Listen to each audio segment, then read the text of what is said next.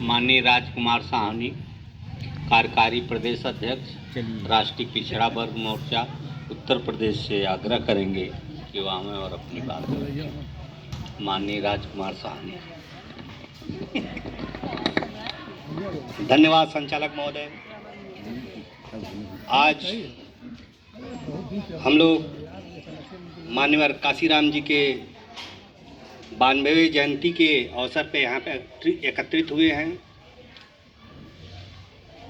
इसी क्रम में बहुजन समाज में जन्मे तथागत बुद्ध से लगाए बाबा साहब अम्बेडकर तक सभी महापुरुषों को नमन करते हुए माननीय काशीराम जी के जन्म जयंती के अवसर पे मैं अपने बातों को रखना चाहता हूँ। हाँ, जा रहे हैं नेताजी। 108 साल का संघर्ष ज्योतिबा फूले से शुरू होता है। डॉक्टर अंबेडकर तक आते आते हमको संविधान के रूप में वोट का अधिकार मिलता है, क्योंकि बाबा साहब बुद्धिजीवी थे, दूरदर्शी थे। वो जान रहे थे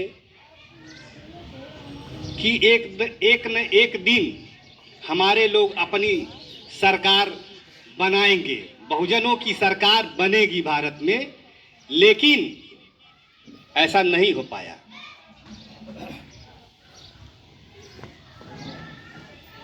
और वही आंदोलन, बाबा साहब अम्बेडकर का वही आंदोलन 1956 से धीरे धीरे विलुप्त होता जा रहा था और माननीय काशीराम जी के द्वारा फिर पुनर्जीवित किया गया। और पुनर्जीवित करने के बाद उन्होंने एक नारा दिया। नारा ये था कि वोट हमारा, राज तुम्हारा नहीं चलेगा। ये नारा 1984 में लगा, बहुजन समाज पार्टी बनने के बाद।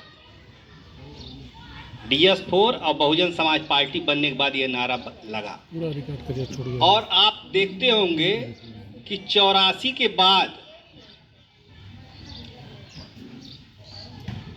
भारत में कांग्रेस की सरकार नहीं आई। केंद्र में गैर कांग्रेसी सरकारें आने लगी, जिसमें BP सिंह आए, जनता दल का शासन था 89 में। उसके बाद देवगौड़ा प्रधानमंत्री हुए, चंद्रशेखर प्रधानमंत्री हुए।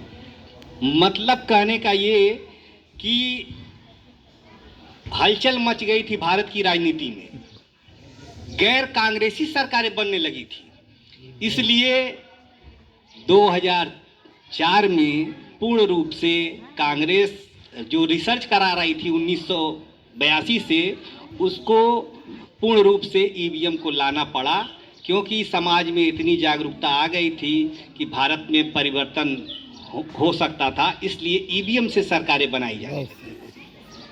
अब बाबा साहब ने ये कहा कि जाओ अपने दीवारों पे लिख दो, घरों के दीवारों पे लिख दो कि मुझे भारत का शासक वर्ग बनना है। अब शासक वर्ग वही बन सकता है जो शासक से लड़े। भारत का शासक वर्ग ब्राह्मण है और कोई ब्राह्मण से लड़ ही नहीं रहा है। कोई भी संगठन अगर लड़ नहीं रहा है तो शासक कैसे बनेगा? नाम ही नहीं ले रहा है। और वोट के माध्यम से, EVM के माध्यम से भारत में सरकार चलाई जा रही है 2004 से। और जितने भी संगठन और पार्टियां हैं, ये हमें समझने की जरूरत है। ये बातें कान खोल के समझने की जरूरत है। सभी जातियों की पार्टियां बना दी गई है शासक वर्ग के द्वारा। सभी जातियों के नेता पैदा कर दिए गए हैं और वो लोग शासक वर्ग की दलाली कर रहे हैं। और आज 2004 से 14 तक कांग्रेस ने सरकार चलाई और 14 से लेकर 24 तक फिर तीसरी टर्म की सरकार जो है बीजेपी चला रही है। लेकिन किसी भी बहुजन नेता के द्वारा ईवीएम के खिलाफ आंदोलन नहीं किया जा रहा है, न वो शासक बनने के लिए लड़ रहे हैं, न शासक वर्ग से ईवीएम के लिए लड़ रहे हैं कि ईवीएम हटाया जाए। और ये बात भी हम लोग को समझना पड़ेगा कि सांसद, विधायक, मंत्री, मुख्यमंत्री, राष्ट्रपति, प्रधानमंत्री तक बन गए बहुजन समाज के लोग, लेकिन आज 77 साल बीतने के बाद हमारे समाज में जो सुविधाएं मिल गई थी, जैसे शिक्षा का व्यवस्था हो गया था, स्वास्थ्य की व्यवस्था हो गई थी, लोगों के नौकरियों की व्यवस्था हो गई थी और जीवन स्तर ऊंचा उठ रहा था, वो भी धीरे धीरे समाप्त हो रहा है। तो ये 77 साल में जो लोग को हम लोग चुनकर भेज रहे थे, या तो हमारे में गलती है या तो उनके में गलती है, या हम लोग गलत चुन के भेज रहे हैं या लोग चुने लोग जाके गलती कर रहे हैं। यही बात हमको समझना है कि जिन लोगों को हम लोग 77 साल से भेज रहे हैं, जिन पार्टियों के, संगठन के, बहुजन नेताओं को, वो लोग सत्ता में जाके क्या कर रहे हैं, हमारा अधिकार बढ़ा रहे हैं कि घटा रहे हैं।